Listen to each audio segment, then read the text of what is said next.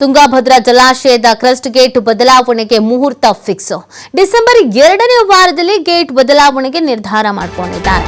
Tungabhadra CE ಕಚೇರಿಯಲ್ಲಿ ನಡೆದಂತ ಸಭೆಯಲ್ಲಿ ತೀರ್ಮಾನಿಸಲಾಗಿದೆ. ಸಚಿವ ಶಿವರಾಜ್ ತಂಗಡಗಿ ನೇತೃತ್ವದಲ್ಲಿ ನಡೆದಂತ ಸಭೆ. ಕೊಪ್ಪಳದ ಮುನಿರಾಬಾದ್ನಲ್ಲಿರುವಂತಹ ತುಂಗಾಭದ್ರಾ ಜಲಾಶಯ ಡಿಸೆಂಬರ್ 2ನೇ ವಾರದಿಂದ ಗೇಟ್ ಬದಲಾವಣೆ ನಿರ್ಧರಿಸಿದ್ದಾರೆ.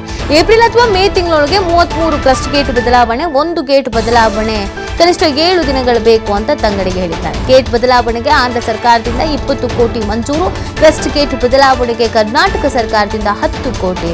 ಅಹಮದಾಬಾದ್ ಸ್ಟೀಲ್ ಕಂಪನಿಗೆ ಗೇಟ್ ಬದಲಾವಣೆಯ ಟೆಂಡರ್. ಐಸಿಐಸಿ ಮೀಟಿಂಗ್ ನೊಳಗನ ನಿರ್ಧಾರ ಮಾಡಿದ್ದೀವಿ. ಡಿಸೆಂಬರ್ 2nd ವೀಕ್ನೊಳಗೆ ನಾವು ಸೋಮವಾರದಿಂದ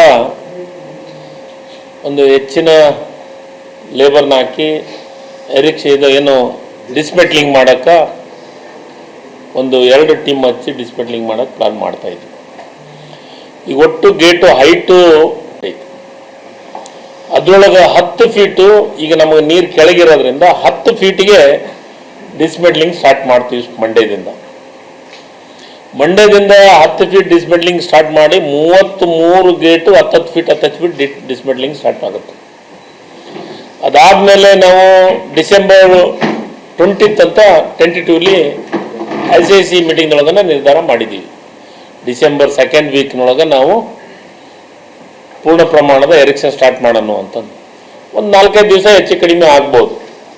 ಯಾಕಂದರೆ ನಮ್ಮದು ಇನ್ನೂ 9 ಫೀಟು ನೀರು ಡೌನ್ ಆಗಬೇಕಾಗಿತ್ತು. ಗೇಟ್ ಎರೆಕ್ಷನ್ಗೆ ಆಂಧ್ರದವರು 20 ಕೋಟಿ ದುಡ್ಡನ್ನು ಬಿಡುಗಡೆ ಮಾಡಿದ್ದಾರೆ. ನಮ್ಮ ಪಾಲು 10 ಕೋಟಿ.